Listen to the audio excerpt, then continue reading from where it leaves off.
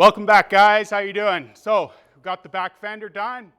Wanted to give you a little show here for what's going on with it. So, yeah, basically extended the fenders out. It was roughly about 9 inches, 8.5 inches in the end, something like that. But they're running parallel now. So, the whole objective here is to have some flow in what we're doing with the back and front fenders. So you can't tell that sheet metal was added to it.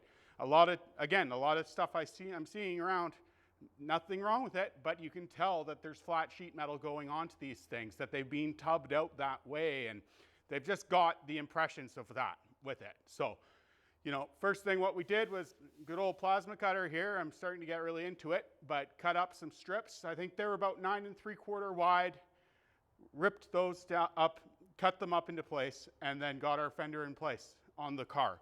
From there, it's a couple of tacks just to put the metal in place.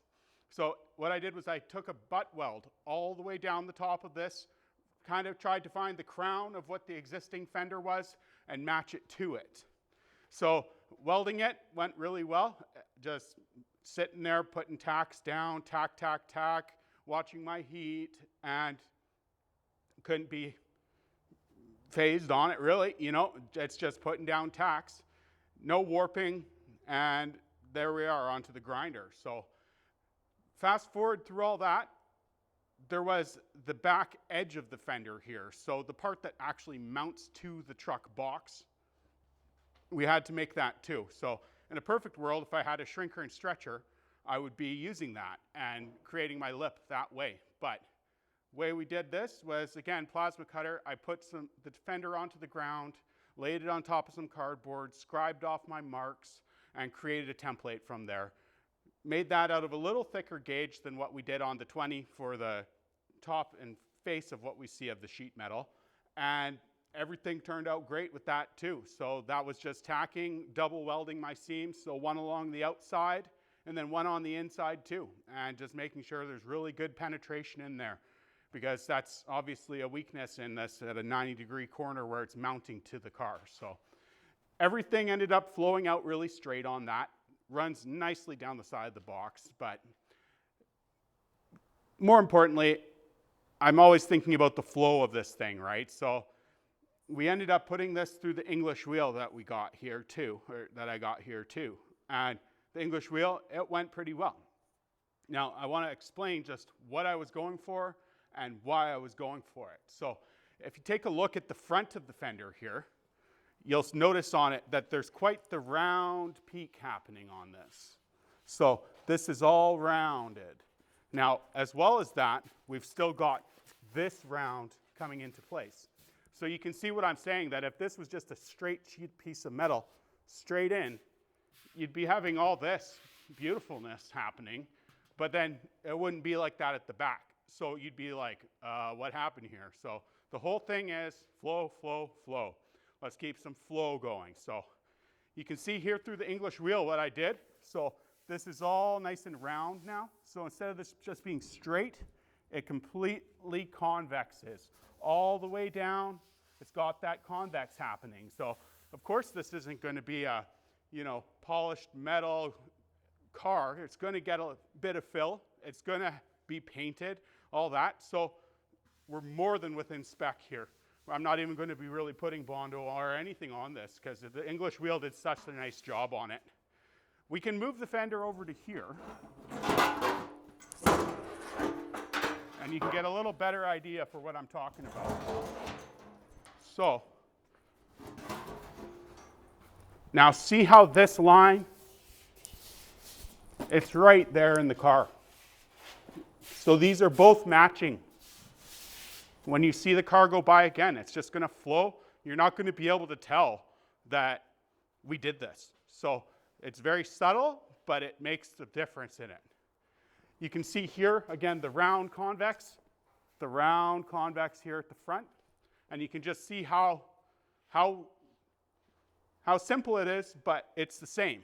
So there's a little bit more of welding patching that I did around the back edge of it here, just to clean it up. And, you know, it happens, it's rusty, but it's all been welded now. And this one's done. There's a couple holes to drill to mount it to the box, but, you know, I'm happy. So let's put it on the car. We'll take a look, or truck. Put it on the truck and take a look.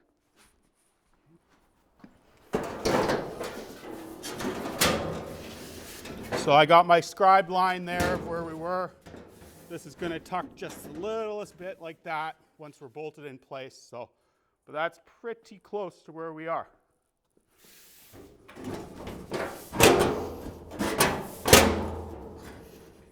Right in there. But do you notice what the difference with the English wheel made, right?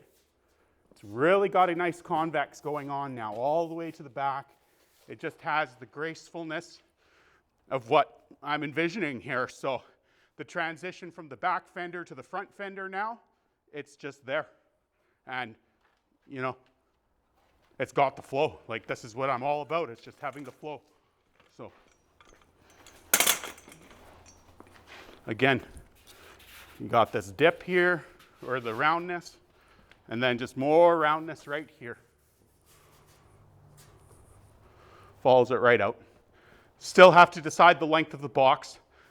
The reason why the length of the box is going to be so difficult here is because the longer I go with the box, I like that, but the sail pan, which is the piece of metal that's going to be coming below the tailgate to here, that piece, it's going to get longer, or sorry, taller, the farther I come back with the box of here.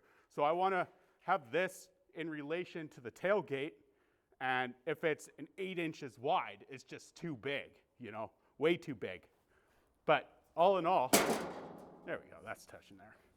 All in all, you know, I'm happy.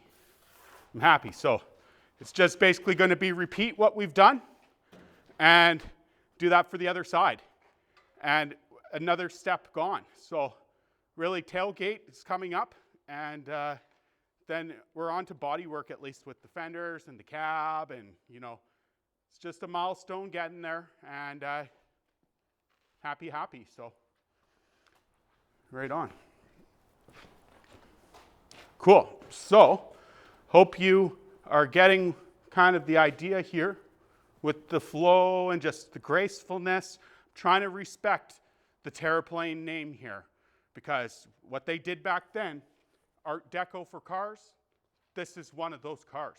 So anything that's just out of place, it's not going to be right. So it's just critical to me that the respect is done and that we're keeping it in the spirit of Terraplane, and then just with a little custom touch here, doing it our way. So thanks very much for checking it out, guys. See you soon.